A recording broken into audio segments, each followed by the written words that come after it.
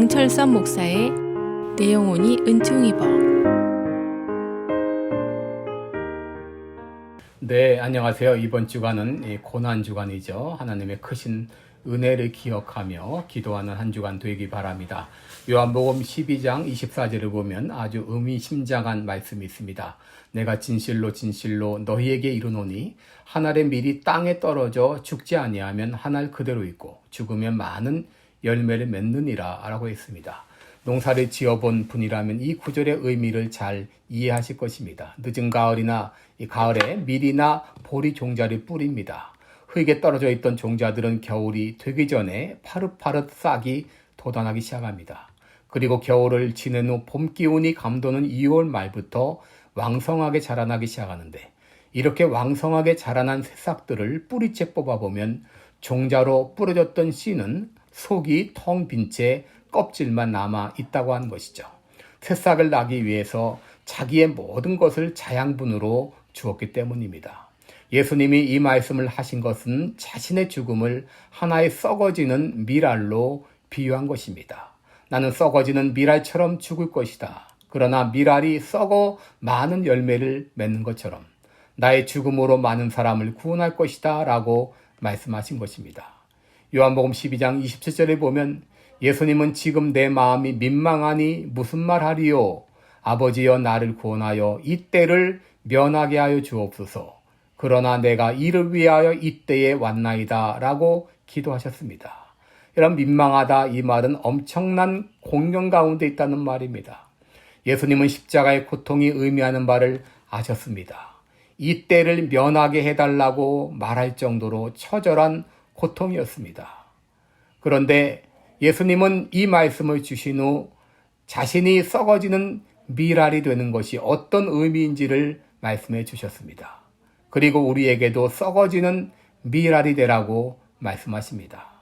그렇다면 썩어지는 밀알이 된다는 것은 어떤 의미가 있을까요? 첫째로 이것은 자기 생명을 미워하는 것입니다.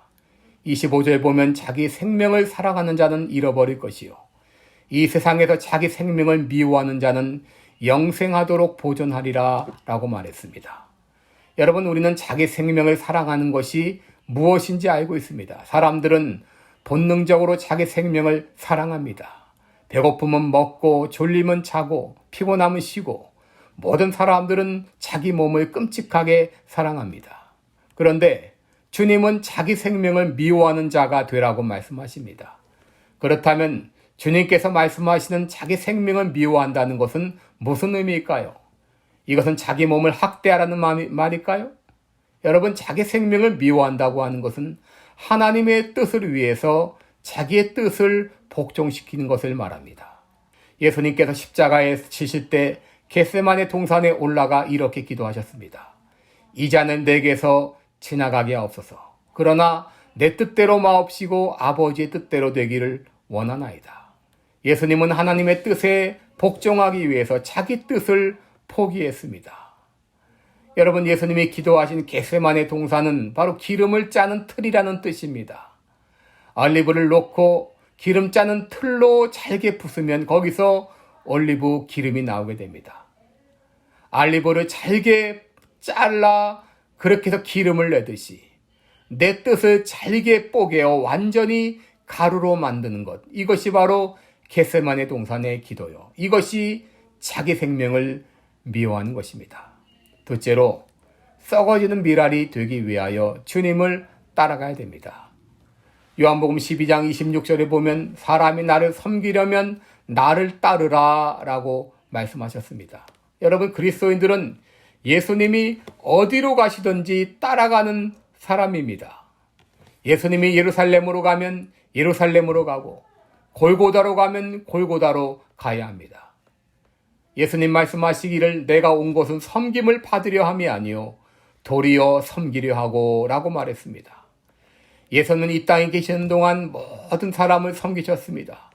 죄인을 섬기시고 세리와 창기와 외로운 자, 병든 자, 가난한 자, 소외된 자들을 섬기셨습니다.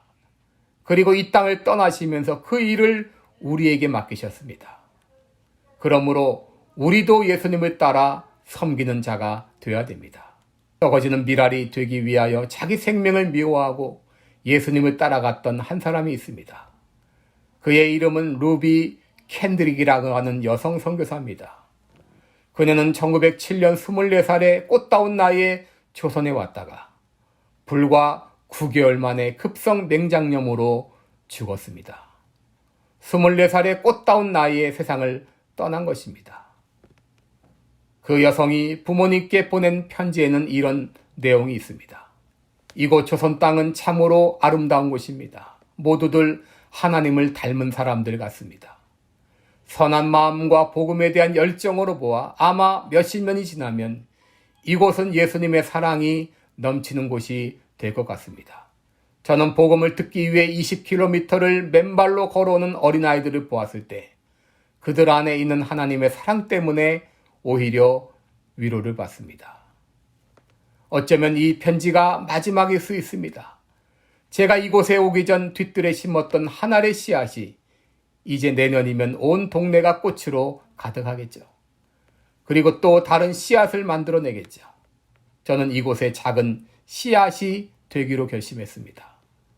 제가 씨앗이 되어 이 땅에 묻히게 되었을 때 아마 하나님의 시간이 되면 조선 땅에는 많은 꽃들이 피고 그들도 여러 나라에서 씨앗이 될 것입니다. 저는 이 땅에 저의 심장을 묻겠습니다. 바로 이것은 제가 조선을 향하는 열정이 아니라 하나님께서 조선을 향한 열정이라는 것을 알게 되었습니다. 어머니, 아버지 사랑합니다. 이런 내용의 편지를 보냈습니다. 그리고 그녀의 묘비에는 이런 말이 쓰여 있습니다.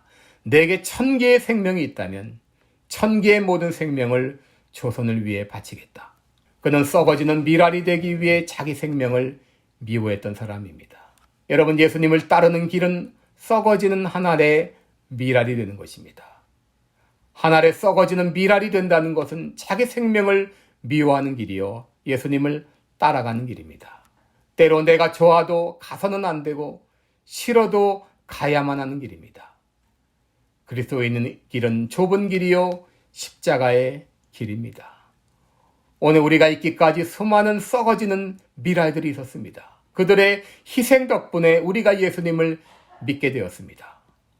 이제 우리도 하나의 썩어지는 미랄이 되기 원합니다. 이를 위해서 내 생명을 미워하겠습니다. 주님이 어디로 가시든지 따라가겠습니다. 오늘 믿음으로 고백하는 이 아침 되시기를 바랍니다. 고맙습니다. 지금까지 시카고 빌라델비아 교회를 섬기시는 방철섭 목사의 내용온이 은총이버였습니다.